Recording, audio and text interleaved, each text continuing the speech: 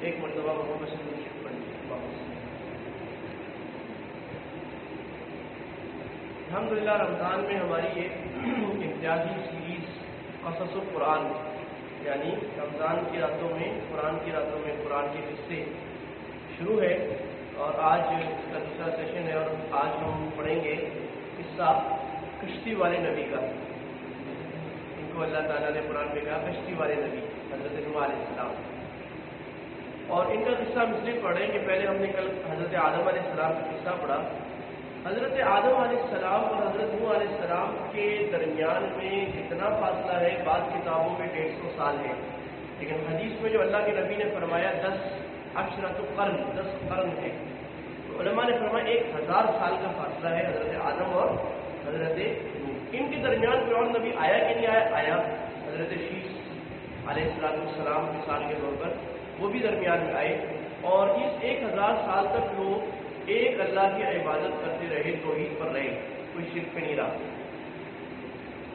جب 1000 سال گزر گئے تو گزرتے گزرتے آہستہ آہستہ انبیاء کا وقفہ ہو گیا، تو لوگوں کے اندر شرک آنا شروع ہوا۔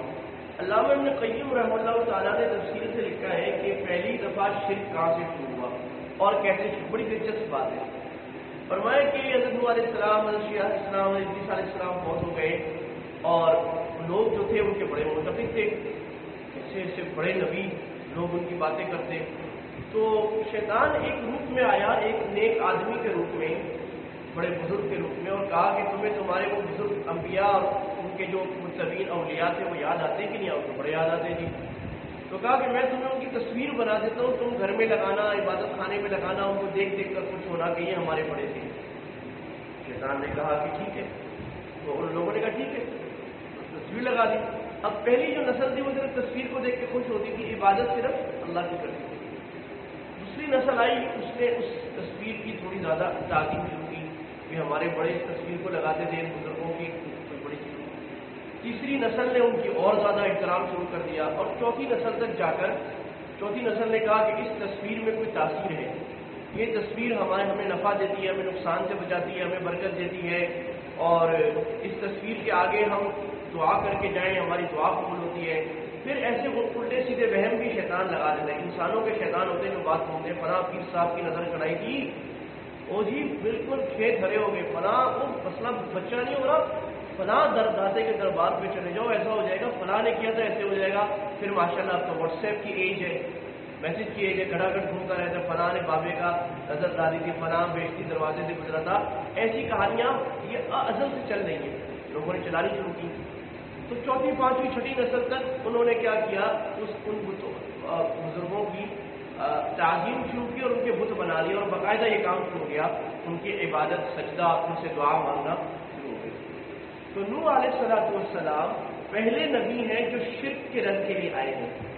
آدم علیہ السلام کے وقت میں تو کوئی تھا ہی نہیں، شرک بھی نہیں تھا، لوگ توحید پہ رہے، اللہ کی بات مانتے رہے۔ جب لوگوں نے شرک کیا، دنیا کا سب سے بڑا گناہ ہے، تو نوح علیہ السلام پہلے داعی ہیں شرک کی طرف۔ اب نوح علیہ السلام کا جو تذکرہ ہے وہ اللہ تعالیٰ نے قرآن مجید کی بہت زیادہ صورتوں میں بیان فرمایا ہے، لیکن مختصر، سورہ آراف میں، سورہ یونس، سورہ انبیاء میں، سورہ مؤمنون، عنکبوت میں، شعراء میں، صافات میں، اور سورہ قمر میں۔ یہ تو مختصر آدھے صفحے کا چند آیات، 5، 6، 7، 8 آیات کا۔ تو سب سے لمبا تذکرہ اللہ تعالیٰ نے حضرت نوح علیہ السلام کا فرمایا ہے، وہ سورہ ہود میں اور پھر سورہ نوح میں۔ سورہ ہود ہے 12ویں پارے میں، اس میں 2 رکوع کا، اور 2 رکوع بھی لمبے لمبے تفصیل سے اللہ نے واقعہ بیان کیا ہے نوح علیہ السلام کا۔ اور سورہ نوح تو اس کا نام ہی سورہ نوح ہے، اس کے اندر بھی اللہ نے حضرت نوح علیہ السلام کی کہانی بیان کی ہے۔ میں جب چھوٹے بچوں کو، بالکل چھوٹے بچوں کو کہانی سناتا ہوں کبھی، مجھے شوق ہے اس کا، اور بچے معلوم ہوتے ہیں، میرے اپنے بچے بھی، کوئی اور بچے خاندان کے آ جائیں تو ان کو کہانی میں ذکر سکھاتا ہوں۔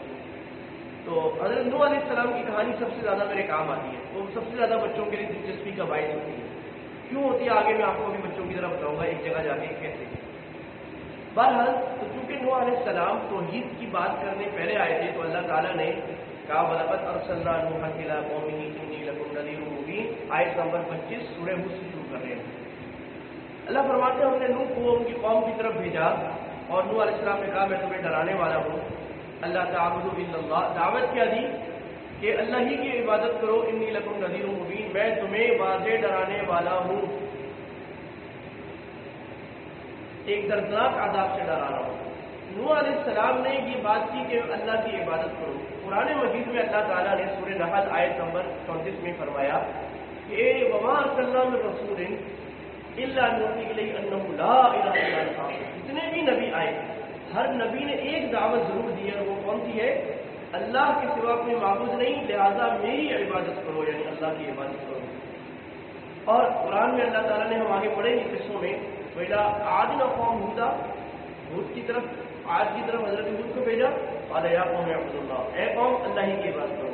پہلا سمود قوم صالحہ، قال یا قوم اعبدوا اللہ۔ پہلا مدین قوم شعیبہ، قال یا قوم اعبدوا اللہ۔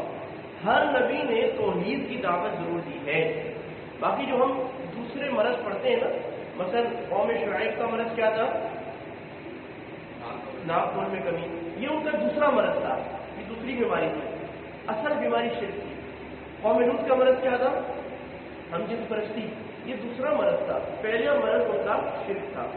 اسی طرح قوم نوح۔ اب نوح علیہ السلام نے جب دعوت دینا شروع کی تو قوم نے کہا کہ ما نراک الا بشر مثلنا، اعتراضات اللہ نقل کرتے ہیں، قرآن کا انداز ہے، اللہ مخالف کے اعتراض اس کا جواب کہا کہ تم تو ہماری طرح کے آدمی ہو، پہلی بات تمہاری بات تو ہم نہیں مانیں گے، ہمیں ہدایت کے لیے کوئی فرشتہ آئے، خدا خود آئے۔ تو یہ مشرکین مکہ نے بھی مطالبہ کیا کہ اللہ تعالیٰ فرشتوں کو کیوں نہیں بھیجتے؟ اللہ تعالیٰ وقالوا لولا انزل علیہ ملک، فرشتے کیوں نہیں آتے؟ اللہ خود کیوں نہیں آتا؟ اور بلکہ مشرکین مکہ نے تو یہ کہا کہ محمد اللہ خود آئے ہمیں بتائے، یا تم اوپر جاؤ ہمیں سامنے دیکھیں، اللہ آپ کے ہاتھ میں قرآن تھمائے پھر آپ نیچے آؤ ہمیں تو پھر ہم مانیں گے۔ تو یہ اعتراضات جو ہوتے ہیں قرآن کے انداز سے پتہ لگے، جو لوگ دین پر اعتراضات کرتے ہیں انہیں ماننا کوئی نہیں ہوتا، وہ اعتراض اس لیے کہتے ہیں کہ اگلے کو چپ کرا دیں، خود تو ماننا نہیں۔ بشروں میں اصطلاح ومانا، جو لوگ کہتے ہیں نا داڑھی میں کیا رکھا ہے، داڑھی کو چھوڑ بھی رکھتے ہیں، داڑھی والے تو ایسے کرتے ہیں، اس کا مقصد بیچارے کا یہ ہوتا ہے کہ میں نے کوئی داڑھی رکھنی نہیں ہے، تو میں کوئی ایسا عذر بیان کروں کہ دوسرے داڑھی والے بھی کوئی کام کے نہ لگے، ہم برابر ہو جائیں، لازمی ہی چاہتے ہیں۔ وہ جو کہتے ہیں نا کہ جنگل، ایک آدمی جو ہے وہ ایک بستی تھی، اس میں سب کی ناک کٹ گئی کسی طرح، ایک آدمی ناک والا آ گیا، سب نے اس کو کہنا شروع کر دیا ناکو ناکو ناکو، وہ بیچارے سے لگا کہ ناک کٹا دی جیسے ناک کوئی عیب ہو۔ تو لہذا جو آدمی دین پہ چلنا نہ چاہے وہ جدال کرتا ہے اللہ کے راستے میں، دوسروں کو بھی اس پر لاتا ہے کہ تم بھی اس پر آ جاؤ تاکہ مجھے بھی نہ چلنا ہے۔ جو آدمی عیش پسندی کا قائل ہے دوسروں کو بھی لاتا ہے، کہا کہ تم تو انسان ہو، ہم تمہاری بات نہیں مانیں گے۔ اور یہ ہر قوم نے اپنے نبی کو کہا ہے، جو محمد صلی اللہ علیہ وسلم کو بھی یہ کہا اللہ بشر ہو۔ کسی جگہ قرآن میں انبیاء کا اللہ نے یہ جواب نہیں دیا کہ نہیں ہم بشر نہیں، ہم تو نور ہیں، ہم تو فرشتے ہیں، نہیں نہیں، انبیاء بشر ہیں، اور یہی کمال ہے انبیاء کا، تمہاری طرح کے ہیں تم تاکہ تم مانوس ہو، اللہ کا پیغام تمہیں لے کے آئے، اور یہی مقصد انبیاء ہے۔ اللہ نبیوں کو کیوں بھیجتے ہیں؟ کہ اللہ ہم سے براہ راست کلام نہیں کرتے، اللہ کی عظیم شان ہے، فرشتے کلام کریں فائدہ کوئی نہیں ہے۔ ہم بولے بھائی تم اور زمانے کی مخلوق ہو، ہم اور زمانے کی، تو آپ نہ کھاتے ہو نہ پیتے ہو، آپ تو کر سکتے ہو، ہم تھوڑی کر سکتے۔ مقصد انبیاء، بعثت انبیاء یہ ہے کہ اللہ نے ہماری طرح کے نبی بھیجے، من جنسی لقد من اللہ علی المؤمنین بعث فیہم رسولا من انفسہم۔ اللہ احسان جتلا رہے ہیں سورہ آل عمران میں کہ اللہ کا احسان ہوا، اللہ نے تمہاری جنس سے، تمہاری اسپیسیز میں سے نبی بھیجے ہیں ہماری طرح کے۔ وہ کر کے دکھا رہے کہ دیکھو میرے پیچھے چلو، میں بھی انسان ہوں، میں بھی سوتا ہوں، مجھے بھی غم آتا ہے، مجھے بھی بھوک پیاس آتی ہے، میں بھی شادی کرتا ہوں، جب میں کر سکتا ہوں تم بھی کر سکتے۔ اب وہ آئیڈیل نمونہ وہ نبی ہے جو بشر ہو۔ پہلا اعتراض کیا ہے؟ تم تو انسان ہو، تمہاری بات کو کیوں مانے؟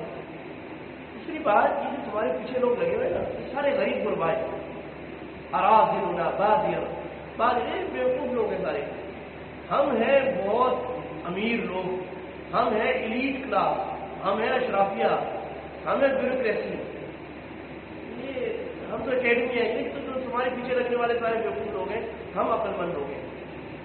تو اس قوم نے امارت کو، منصب اور عہدے کو اور مال کو بڑائی کا ذریعہ سمجھا. اس آدمی کے پاس مال ہوتا ہے وہ بڑا ہے، اس آدمی کے پاس منصب ہوتا ہے، چودھری ہوتا ہے، وڈیرا ہوتا ہے، یا کوئی بڑا کسی عہدے پر ہوتا ہے، ایم این اے ہوتا ہے، وہ بڑا آدمی ہوتا ہے. یہ کافر کا ذہن ہے. کیا ذہن ہے بھائی؟ مسلمان کا ذہن نہیں ہے. مسلمان کا ذہن یہ جو نبی کے پیچھے چلتا ہے وہ اونچا ہوتا ہے، متقی. وما نرى لكم علينا من فضل. دوسرا اعتراض یہ کیا تم کو آپ لوگوں کو ہم پر کوئی فضیلت بھی نہیں ہے، بل نظنکم کاذبین. ہمارے خیال میں تم سارے، تم نوح علیہ السلام اور آپ کے پیچھے سارے جھوٹے حضور بولتے ہو کہ آخرت ہے، قیامت ہے، ایک اللہ کی مان کے چل رہا ہے. فضول بات ہے. اکثر اقوام جو تھیں وہ توحید کا بھی انکار کرتی تھیں، رسالت کا بھی انکار کرتی تھی، قیامت کا. تین بنیادی مسائل عقائد کے جو سب نبیوں میں مشترک ہیں وہ کیا ہے بھائی؟ توحید، رسالت، قیامت. اللہ ایک ہے، نبی آئیں گے، اور نمبر 3 قیامت ہے.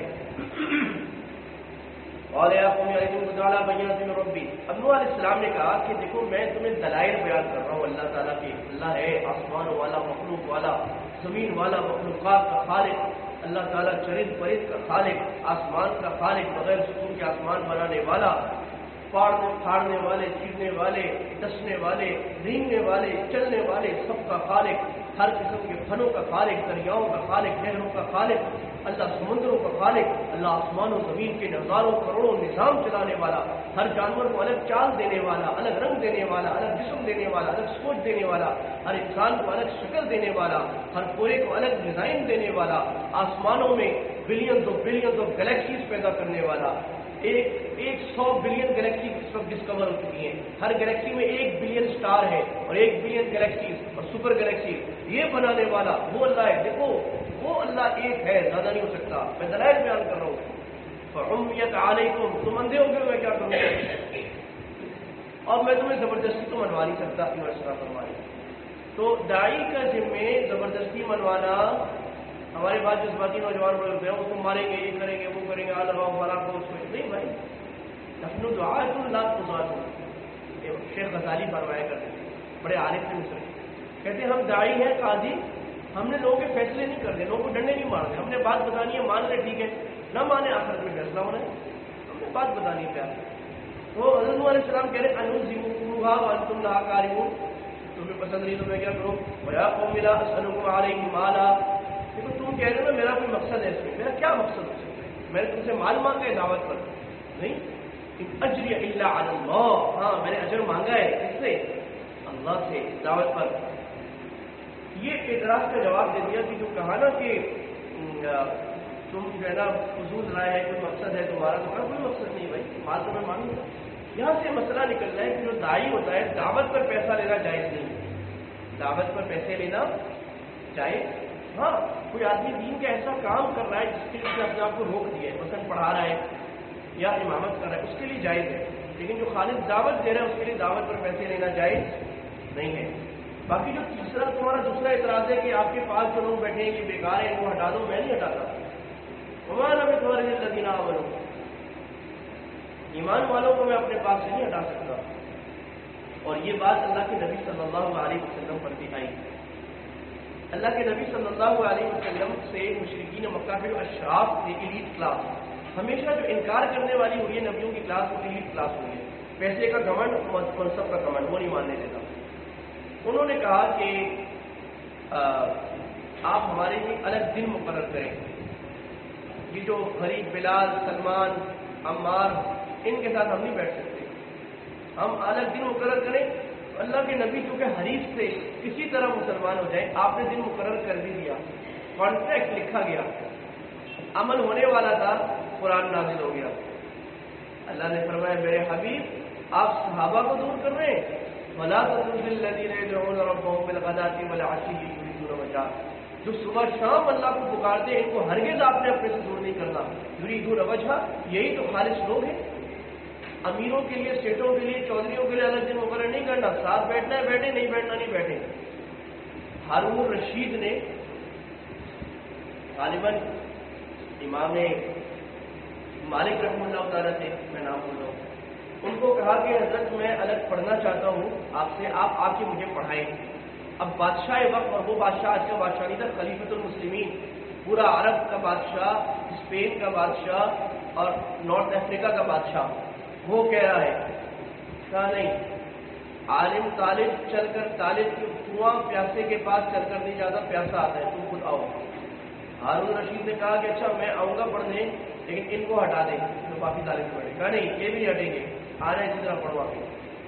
وہ آگے تو امام مالک نے پاؤں پھیلا کر ہارون رشید کی طرف کر کے بیٹھے، ایسے کر کے، یہ بتانے کے لیے کہ علم کا مرتبہ زیادہ ہے، تمہاری بادشاہ کچھ بھی نہیں ہے سامنے۔ اسی طرح پڑھا، بادشاہ بھی اچھے ہوتے تھے۔ چلے جی،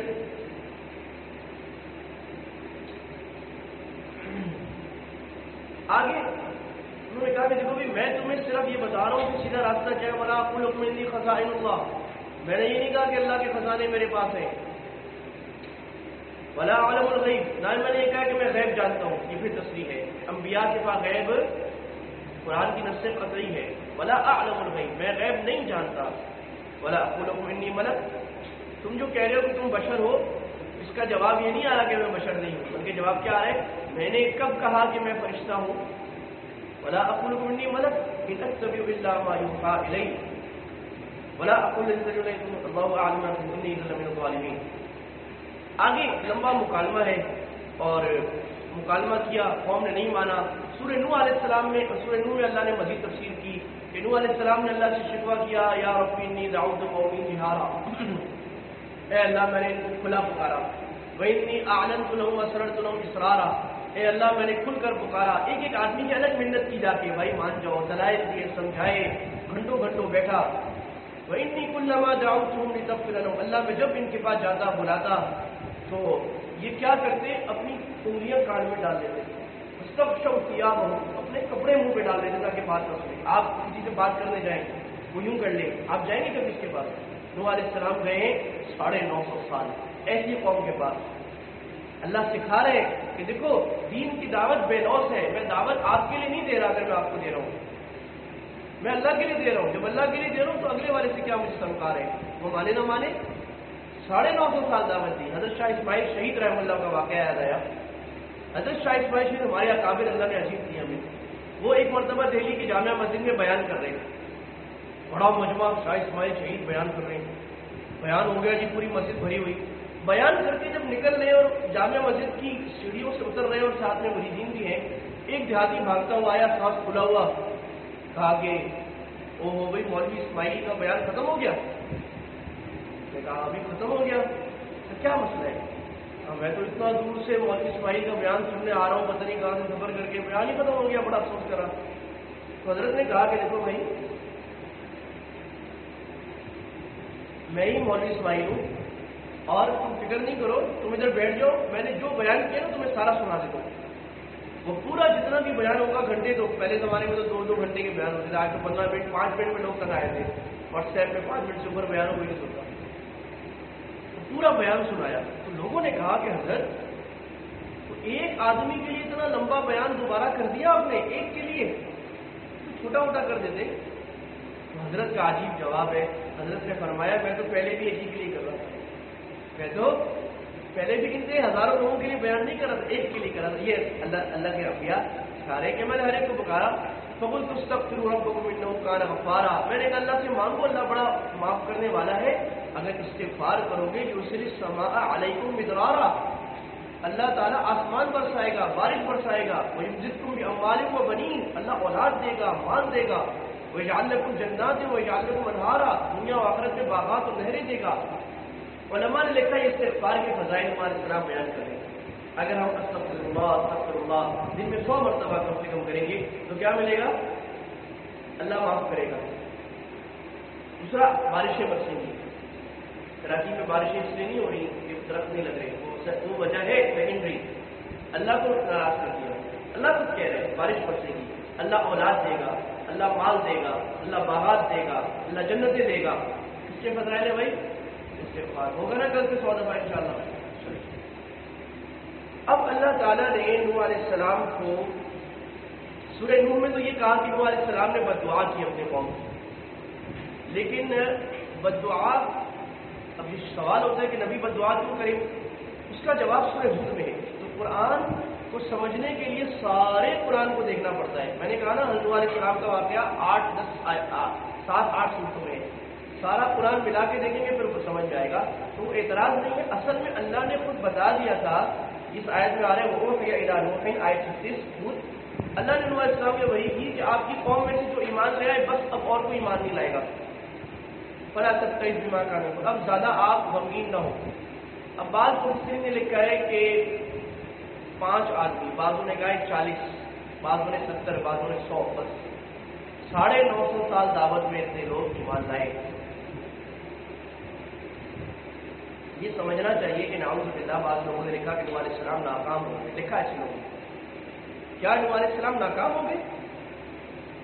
حدیث میں آئے قیامت میں بعض نبی ایسے اٹھیں گے جن کے ساتھ ایک امتی ہوگا، وہ بھی کامیاب ہے. ہمارا کام، نبی کا کام، عالم اور داعی کا کام بات کو اچھے انداز سے پہنچا دینا ہے. منوانا اللہ کا کام ہے، ہمارا کام نہیں. جس کا ایک امتی ہے وہ بھی کامیاب، جس کے ہزاروں لاکھوں امتی وہ بھی کامیاب. اب اللہ نے فرمایا دیکھو بھائی بس نائک ملک کا بھی آج نہیں نا، میری نگرانی میں کشتی بناؤ. اور جیسے میں وہی کر رہا ہوں اللہ نے سکھایا کشتی بنانا، آرٹ سکھایا. اور بلا تخاطبنی فی الذین ظلموا انہم مغرقون، یہ غرق ہو گئی. ویسنا الفلک، نوح علیہ السلام کی کشتی. اب کشتی تھی لمبی، وہ اب کتنی لمبی کی اندازہ لگائیں گے آگے.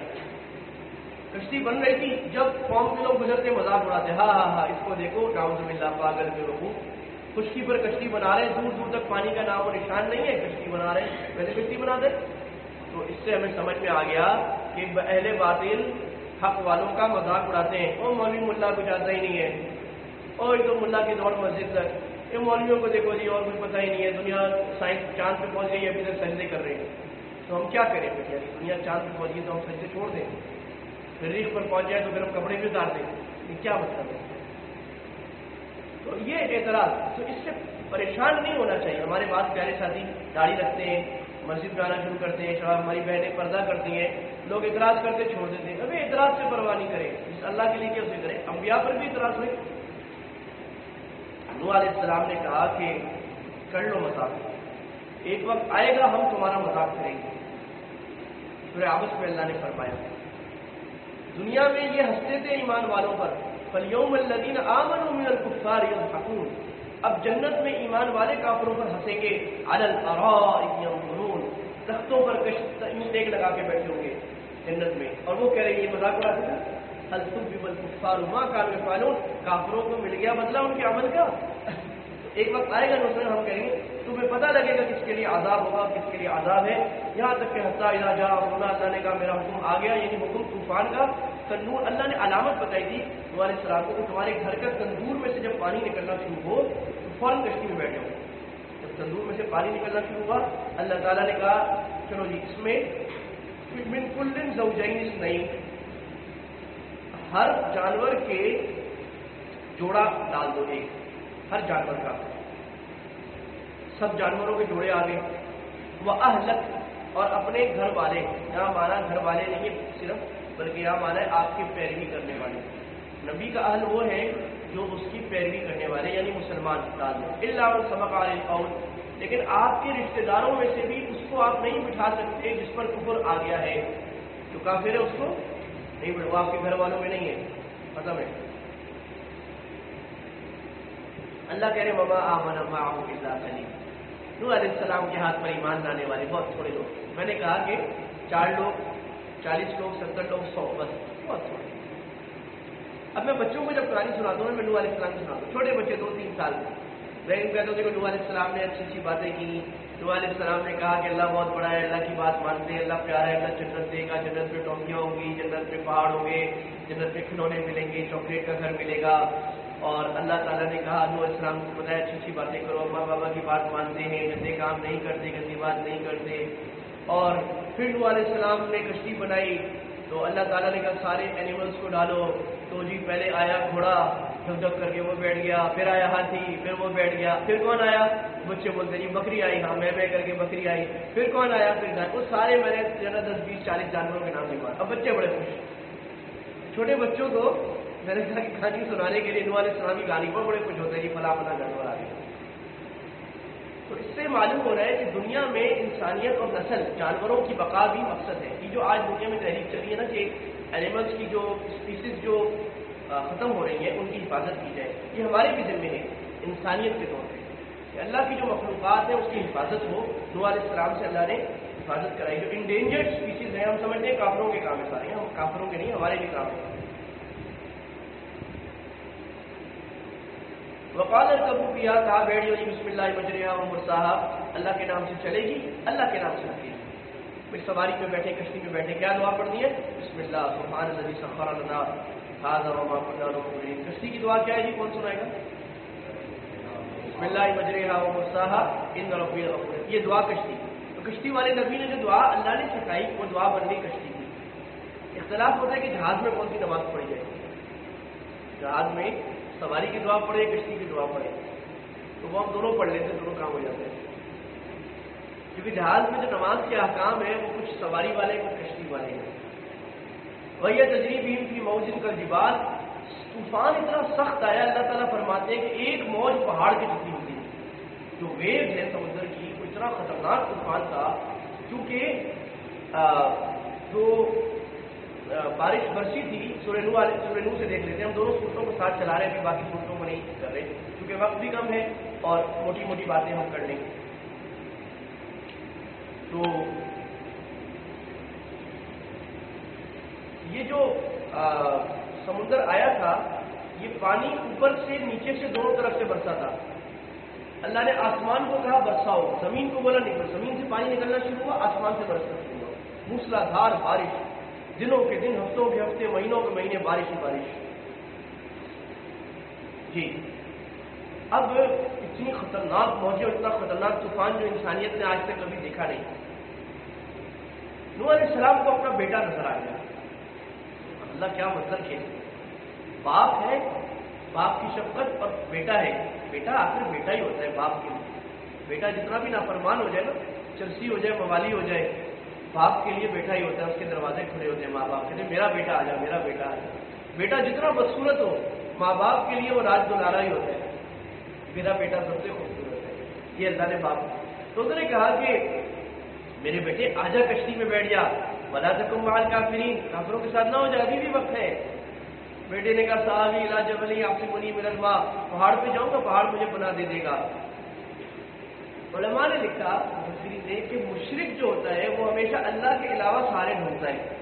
فلاں کام کروں گا, فلاں کے پاس چلا جاؤں گا, پہاڑ پہ چلاؤں گا, فلاں دربار پہ, فلاں میری مدد کرے گا, فلاں.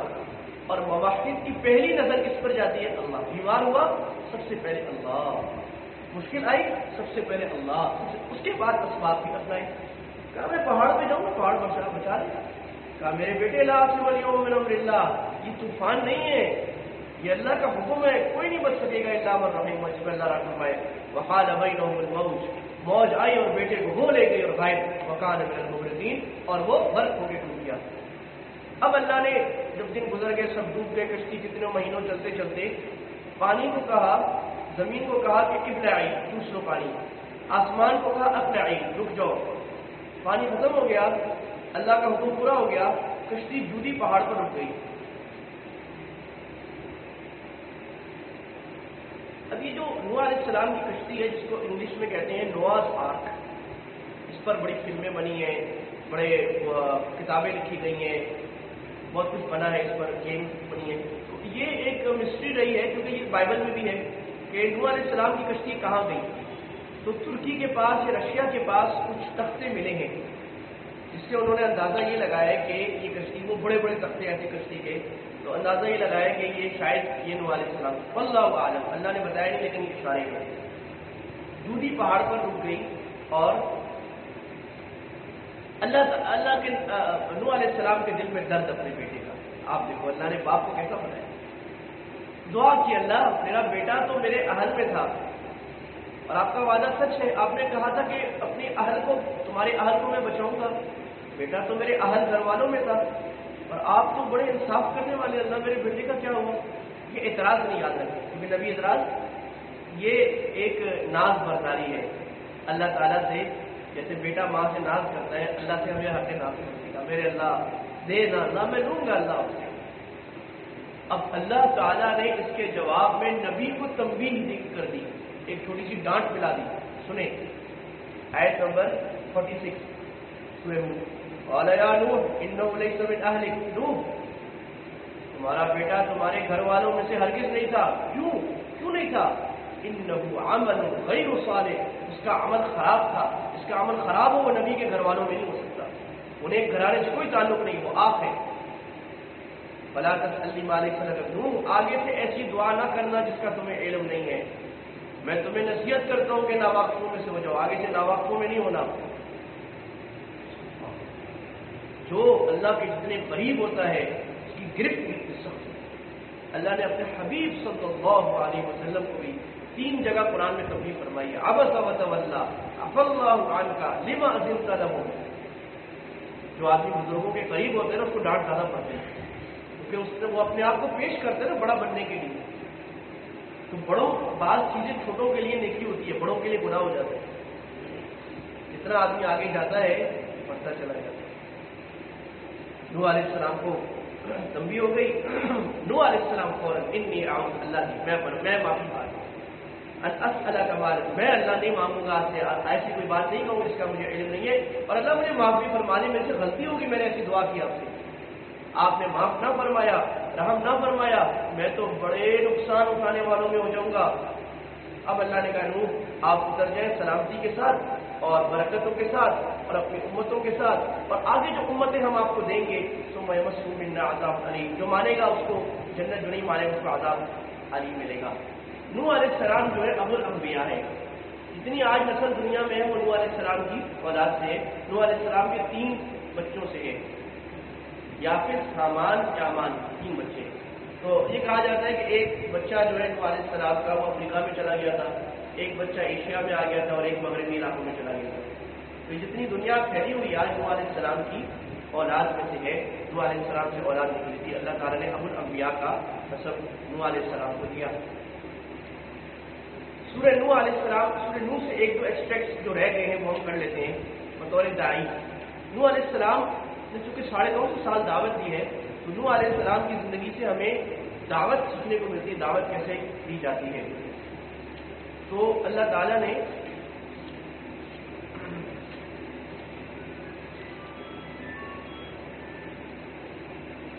نوح علیہ السلام کی دعوت کو بھی ذکر کیا ہے، اور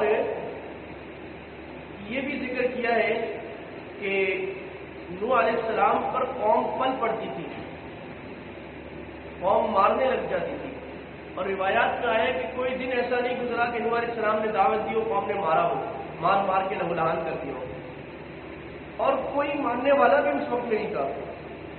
جبریل آسمان سے آتے تھے، مرم پٹی کرتے تھے، نوح علیہ السلام واپس دعوت دینے لگے۔